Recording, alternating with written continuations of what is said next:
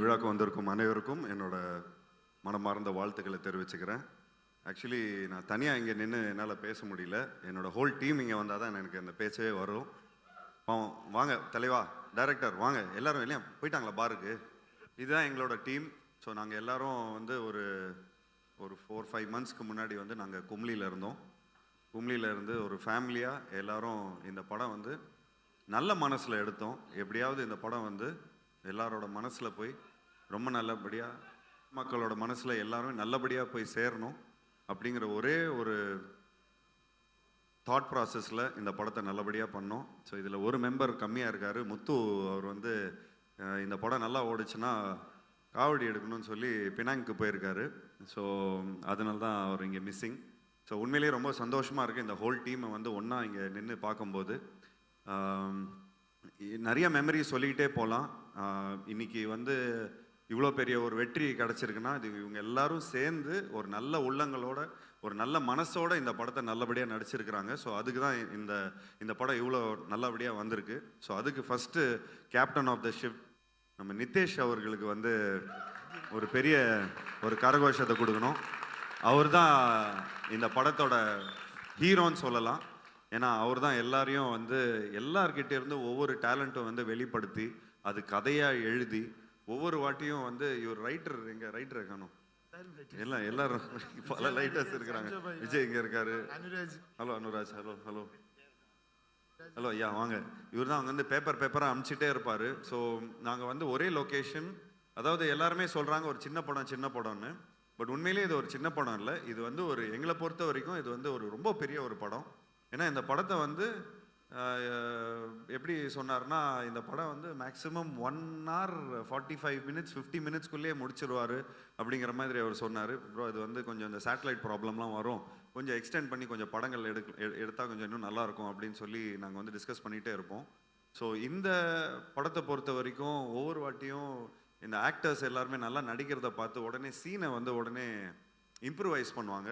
உடனே அங்கேருந்து பேப்பர்ஸ்லாம் வந்துக்கிட்டே இருக்கும். உடனே அந்த வந்து ஒரு சீனை வந்து இம்ப்ரூவைஸ் பண்ணிகிட்டே இருக்கும். ஸோ அந்த மாதிரி ஒரு இம்ப்ரூவைஸ் பண்ணக்கூடிய ஒரு நல்ல கம்ஃபர்ட் ஜோனில் இருந்து நாங்கள் இந்த படத்தை பண்ணோம். ஸோ முதல் கண் வணக்கத்தை வந்து நன்றியை வந்து நம்ம கும்ளி மக்கள்கிட்ட சொன்னோம். அங்கே இருக்கிற ஜூனியர் ஆர்டிஸ்ட் அவங்க எல்லாருமே இந்த படம் நல்லா வரணும் அப்படின்னு சொல்லி சாமியை கும்பிட்டு கெடா வெட்டி எல்லாம் ஒருத்தங்களுக்கெல்லாம் சாமி வந்து இந்த படம் வந்து எப்போ வந்தாலும் ஒரு பெரிய படமாக இருக்கும் அப்படின்னு சொல்லி அந்த படம் ஒரு நல்ல வெற்றி அடையும், இது வந்து ஒரு விஸ்வரூப வெற்றி அடையும் அப்படின்னு சொல்லி பயங்கரமாக வாழ்த்தி அனுப்பிச்சாங்க. அப்போ வாழ்த்தி அனுப்பும்போது சரி இவங்க வந்து கொஞ்சம் எக்ஸைட்மெண்ட்டில் சொல்கிறாங்க, நாங்கள் எல்லாருமே இங்கே ஃபேமிலியாக இருந்துருக்குறோம், படம் முடியும் போது எல்லாரும் கண் கலங்கி அழ ஆரம்பிச்சிட்டாங்க, நாங்கள் வந்து இவ்வளோ சந்தோஷமாக இருந்ததே இல்லை அப்படிங்கிற மாதிரி ரொம்ப அருமையாக சொல்லியிருந்தாங்க. ஸோ அது சொல்லும்போது எனக்கு ரொம்ப அந்த விஷுவல்ஸ்லாம் இன்னும் கண்ணில் இருக்குது.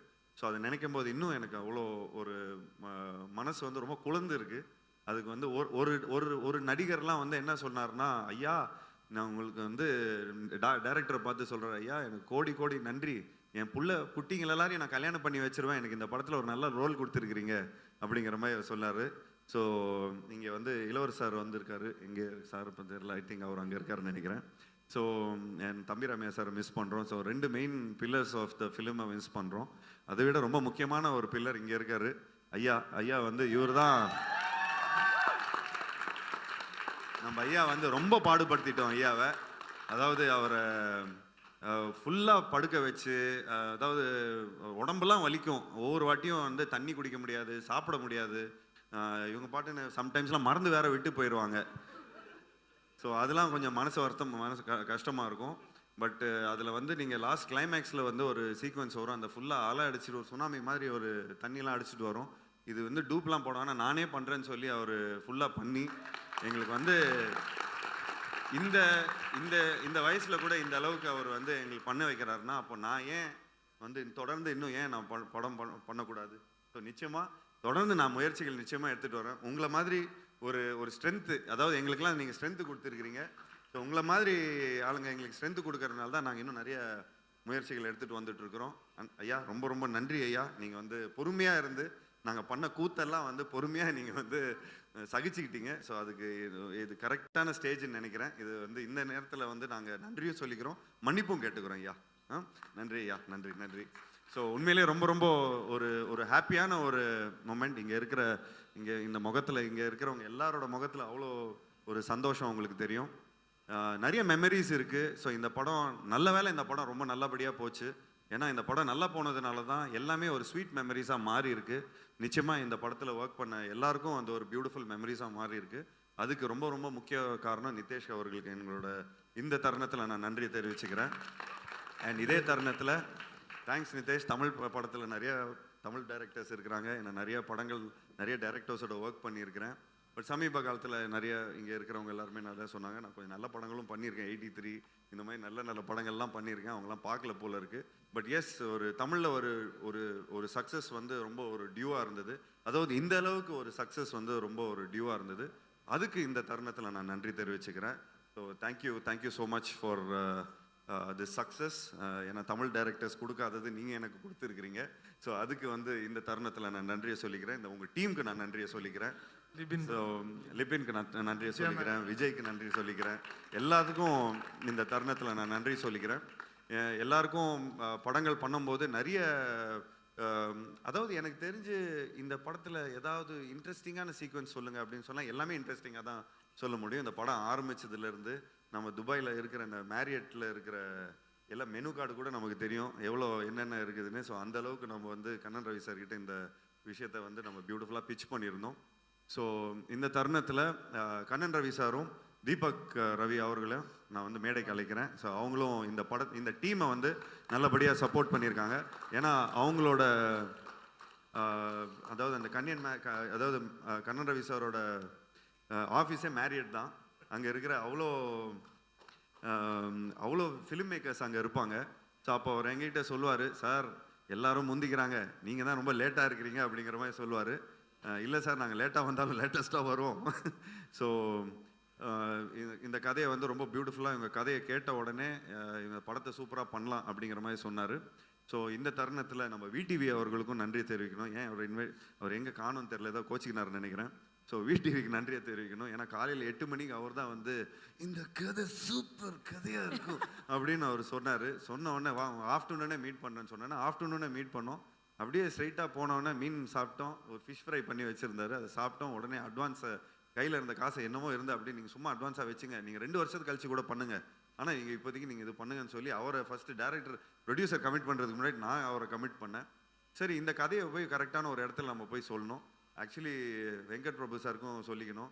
அவரும் இப்போ தாங்க சமீபத்தில் தான் நீங்கள் எப்போ மீட் பண்ணீங்களோ அன்றைக்கி தான் அவர் போயிட்டார் போல இருக்கு பாருக்கு.